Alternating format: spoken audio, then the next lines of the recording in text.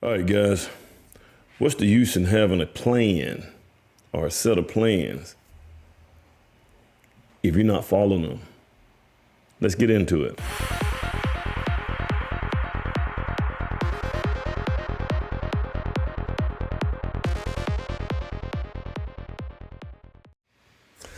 All right, guys, this is me again. This is Emmett Stallworth, the Alpha Builder.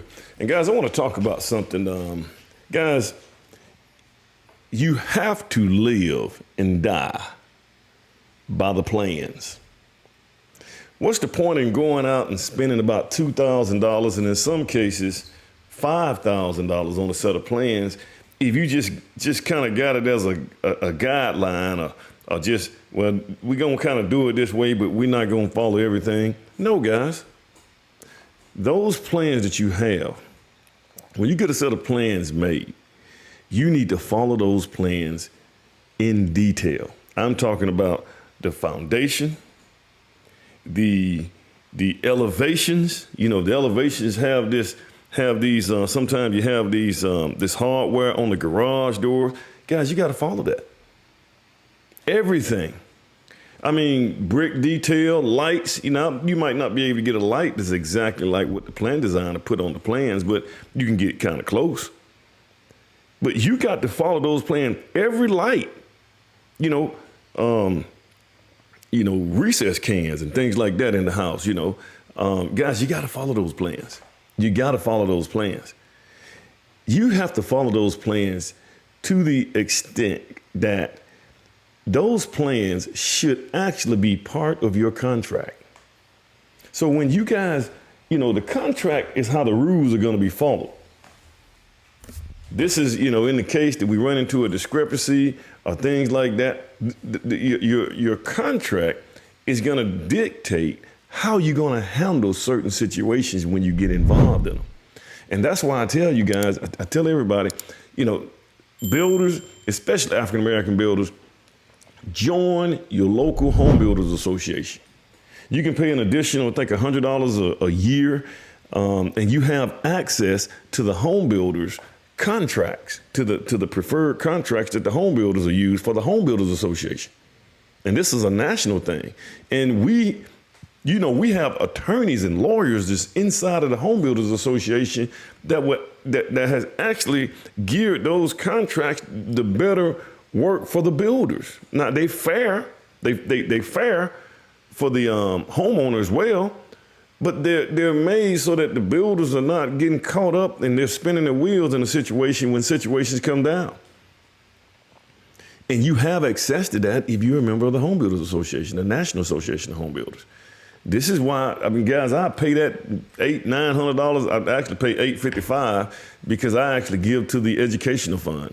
There's a couple different funds that I give to. Guys, it's even, I'm drinking coffee right now. But guys, that contract determines and dictates how things are going to be dealt with. And your plans, guys, should be part of that contract. As a matter of fact, in your contract, in your home builder's contract, you have a part where you can add an addendum to that contract. Well, whatever addendum, it could be a whole bunch of different things, but at least one of those addendums need to be those set of plans. So you can have your contract, you have your rules for your contract, and then at the end you say, this contract includes addendum A, B, or C. Maybe addendum B is going to be the plans. And then, guys, I have my homeowners. So we get two sets of plans. This is when you need your two sets of plans. Have your homeowners to initial every page of those every page of those plans. If not, sign it. And guys, I don't typically have my homeowners, I don't just give a contract to them and expect them to sign it right away. Hey, man, take this contract home with you. Look at it for a couple of days, week if you need, until you feel comfortable. If you guys have any questions about any of the clauses in the contract, give me a call and I'll try to break it down for you. And this is another thing, guys. As a builder, as a home builder, guys, you need to understand your contracts. You need to read every last line item in your contract. And I know some of us don't like to read, and You know, and we don't like to read, especially in my in my culture, you know, but you need to read every last one of them. And if you have a problem with your contract, I suggest you, now we have an attorney that's heavily involved in the homeowners association. I mean, the home builders association here in Birmingham. And so if I have any questions, I would send, and he actually is my attorney too. I use him too. But I would send him the contract, or I send him the clause that I read, and hey man, help me understand this right here. He gonna charge you for it. You know, $200-300, it don't matter. But guys, I would pay for my knowledge, me understanding. So guys, and sometimes, man, depends on who it is, man. He may just, you know, he'd have made so much money off, he may just go ahead and let you have it. But guys, you've got to understand your contracts. You have to understand your contracts the same way you need to be trying to understand how to interpret and read the code. It's the same thing, guys. And what you do is you let those set of plans be an addendum to your contract. Have that homeowner to sign every page. Let them go through everything in those set of plans just to make sure this is how they want it. And guys, typically, I don't have the plan designer because I actually work with the plan designer. Typically, when there's a custom job, this is for a custom job, not your spec job. But for a custom job, typically what I would do, I see my thing is following me again. I might need to go in here and change this right here out. All right, guys, so typically what I do is I work with the plan designer. So once I have a custom job going on, typically what happens is the homeowner links me up with their plan designer. Either they go with the plan designer that I referred them to, or they pick their own plan designer. And what happens is once that plan designer start working on it, so me, the homeowner, and the plan designer, we kind of work together on those plans. And me as a builder, what I do is I look at those plans. I'm looking at code stuff. I'm looking at practical stuff, the things that we're going to see out there in the field that needs to be addressed. I'm looking at, you know, if the homeowner wants to save a little money, I'm looking at ways to save money. But, you know, some like light fixtures and things like that, you may be able to make a call during the building process. So, you know, during the building process, you can exclude lights and things like that, but you better do a change order. You better make sure you document that you took them off. So that's kind of what you want to do, man. So you gotta get them plans. And as a builder and that plan designer, you gotta work with those plan designers and that homeowner to make sure that you guys try to catch as much as you can on the front end before you start building. Because at the end of the day, man, you want to stick to those plans. You want to stick to them.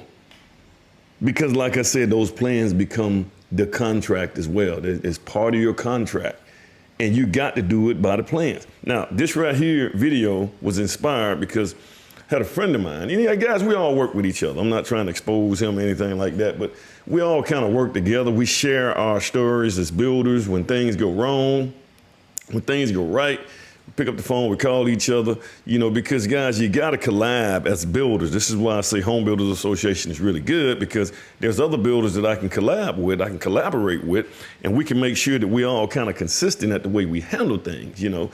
But this one builder was just telling me that, he said, hey man, I was doing a custom home and I messed around and I was looking at the plans and, well, no, we ordered a fireplace, you know, one of those double-sided fireplaces.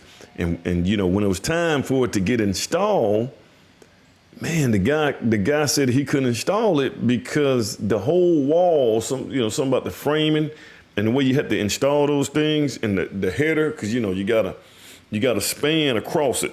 You know, the fireplace so big, you gotta span across it. So the header's up top. You have to frame that for that, man. You know, if there's a really big opening, and especially if it's on a load-bearing wall, you got to be framing for that. You might have to have some LVL beams, but if you didn't have that figured out on the front end, you're in trouble. So the homeowner wanted a double-sided fireplace, and he said, "Well, man, the guy came out there to install the double-sided fireplace, and and they probably ain't no telling how much money. We had to tear this whole wall out and start over again in order to put that in there. And the first question I asked him, the very first question, I said, "What did the plan say?" Because you can show that on the plan. If it's a double-sided fireplace, you can show it on the plan. And you can specify that on the plan. And that's another thing, guys, specifications on those plans. We'll talk about that in just a second. But guys, the first thing I said, hey, what did the plan say? Now, here's the catch. If the plan said that there's a double-sided fireplace and you didn't catch that on the front end before you before you start building, you didn't catch that, or if it's not an allowance item, then, well, if you didn't catch it on the front end, you're supposed to eat that as a builder. $8,000 overlook, you're supposed to eat it.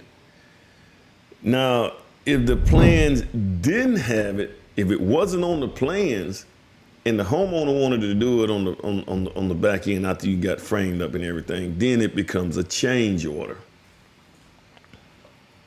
Okay, that's how that works. So you got to look at how that contract was written up. If you're doing a cost plus, the homeowner's going to have to eat that anyway, for the most part. And they're going to be mad at the builder because they say, hey, man, why you didn't tell us about this roadblock here? That cost me another $8,000, So, guys, you have got to pay attention to those plans. And another thing you have to make sure, you have to manage expectations when it comes down to specifications. Now, there's some things on the plans that might not be reflected, like the thickness or the height of your baseboard, or where is crown molding going to be installed. See, these are things that you need to have on your specifications. That's why, guys, and you can do all this on software. You get you some good software, and I got the wrong title here. I should have had this right here. I did this stuff, live and die by the plans. That's what I should have had in there. But guys, those specifications become very critical. Now, here's typically what I do is I use my house as a model.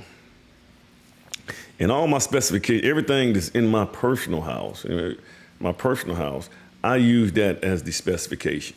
Okay, so in this room, this is what the baseboards are going to be. Your doors, you're going to have hollow core or solid core doors. But everything in my house is the specifications that I use to make sure that they understand what their house is going to look like before it gets built. And if there's any discrepancies, we can go ahead and deal with that right now. So specifications is very critical, guys. Specifications going to be things other than what the code, things that are code compliant. Now, code stuff, you got to do that. Specifications are going to be caught up into the allowance items in most cases. Like, what kind of hardwood floors you're going to have. How thick is the hardwood floors? Whether or not the tile is going to go all the way in the showers, is going to go all the way up to the ceilings. These are what kind of doorknobs you're going to have, the specs of your doorknobs, what's the brand of them and things like that. So these are things that you really, really want to make sure you make sure they understand. And you need to have those as well in your contract, guys. And anything that deviates from those specifications, simple as a change order. But if you just sitting out here, guys, if you just operate, if you just sitting out here and you just kind of got a set of plans and you just kind of going through the motions with it and you're not really following the plans, and guys, this is where builders lose their tail. They lose their butt they didn't pay attention to the plans. And I can promise you guys, anytime there's a discrepancy with those plans and something that you're supposed to do as a builder, you're going to lose every last time. You will lose 100% of the time. Because that homeowner, here's the thing, man, you can't blame them for it, man, because the homeowner is, number one, they're not trying to spend, most of the cases, they're not trying to spend more money than they have to. And number two, they want to hold you accountable to do what you said you was going to do, or do what's on those plans. And in most cases, and this is why, guys, you got to have everything figured out on the front end. Guys, those plans, in those set of plans, you and that plan designer and that homeowner have got to build that house on paper before you go out here and build it in the world. You got to build it on paper first. Now, are you going to run into some small items that the homeowner's going to want to do some change orders, like, accent walls and things like that? Yes, they're going to do that. You're going to find, but it won't be major things like having to tear out a whole wall, a load-bearing wall, or bust open some concrete. You won't have things like that. So guys, keep that in mind, guys. Live and die by the plans. And if you get anything out of this right here information that I'm doing on YouTube, hey man, hit me a thumbs up, man. Let's get this algorithm going, so we can get this to more people, get this to more builders. And if more builders are hearing this information, the builders can be on top of their game so that we can produce a whole bunch of really, really good builders. And then we won't have all this negative press on builders in general, because people instinctively are not going to trust builders on the front end. They're just not going to trust them. And here's another thing I want to just say before I close this right here out, guys. In this market, guys, I wouldn't be out here trying to quote a whole bunch of different. Now, I would probably get a second opinion. I'd maybe have a builder to do a quote, and then maybe another builder. But guys, in this market, you got to find people that you can trust as a builder. Look their information up. Look their information up, guys. And if you're in Alabama, all you got to do is go to the Home Builders Licensing Board and see were there any complaints on that builder. You might be able to go get lawsuits. See how many times people have sued that builder. Now, there may be some blogs and things like that out there. I wouldn't really trust blogs, because anybody can go on a blog and say anything.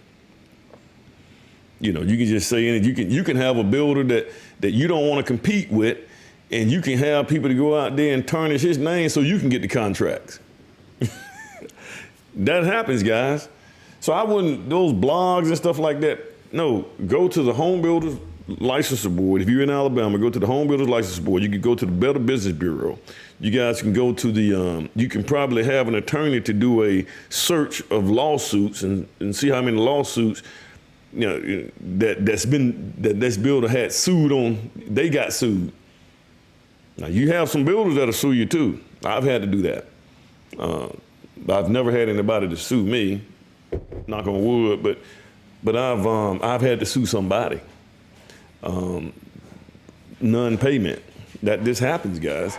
So, like I said, I knew he would do that. But guys, like, share, subscribe. Hit me a thumbs up, guys. Thank you guys for coming and check this out. You guys have a good one. And let me get a good extra on this right here. Let me see. I thought I had an extra. Yeah, I got to get an extra. Here we go. Let's do this one.